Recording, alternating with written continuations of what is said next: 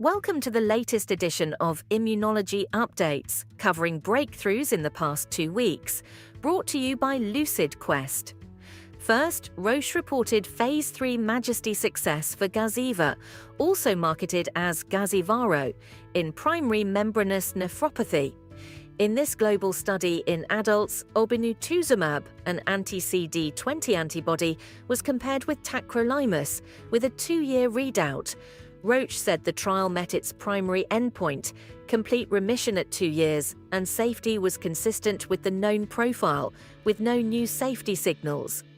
Next steps will depend on full data disclosure and could shape prescriber and payer decisions. Next, InnoCare announced that the first patient has been dosed in China in a Phase 2/3 trial of soficitinib, also called ICP-332, for chronic spontaneous urticaria. The company describes soficitinib as a selective TYK2 inhibitor.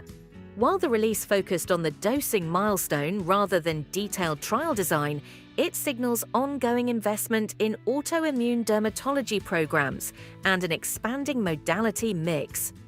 Third, STADA and Bio-Thera said the European Commission granted EU marketing authorization for Gotenfia, BAT2506, a biosimilar to golimumab, marketed as Simponi. Bio-Thera leads development and supply, while STADA will commercialize across the EU, the UK, Switzerland, and selected countries. With launch preparations underway and timing not specified, this approval adds new competition that could affect pricing and formulary access. Fourth, Eli Lilly received regulatory approval in China for mirikizumab to treat moderately to severely active Crohn's disease and ulcerative colitis.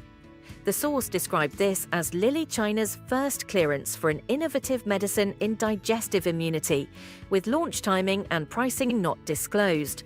The approval may influence prescribing patterns and payer reviews as access decisions evolve.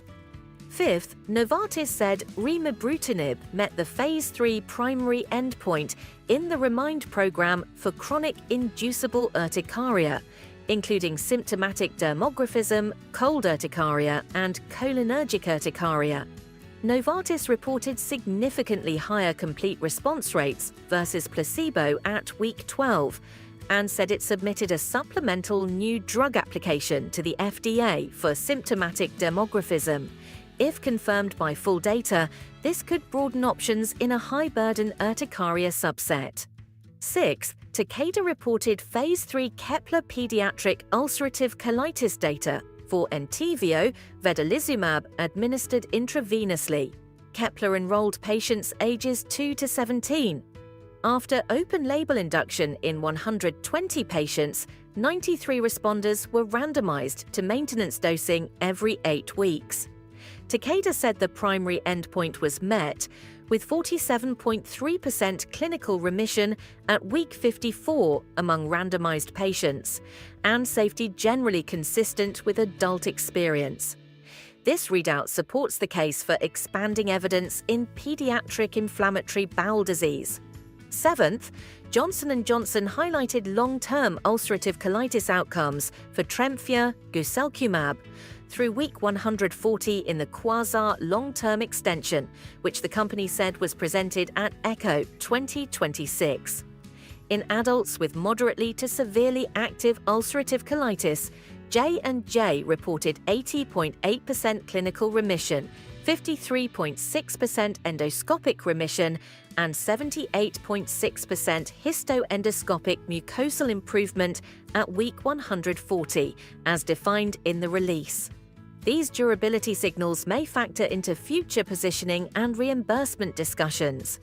Finally, Savara said the FDA filed the biologics license application for MOLBREEVI in autoimmune pulmonary alveolar proteinosis and granted priority review. Savara reported a PDUFA target action date of August 22, 2026, and referenced plans for EU and UK submissions by the end of Q1 2026. If approved, this could represent an important new option in a rare autoimmune lung disease. Stay ahead in immunology research. Like, share, and subscribe for our updates. Visit lqventures.com or email us at info@lqventures.com for expert healthcare consulting. See you.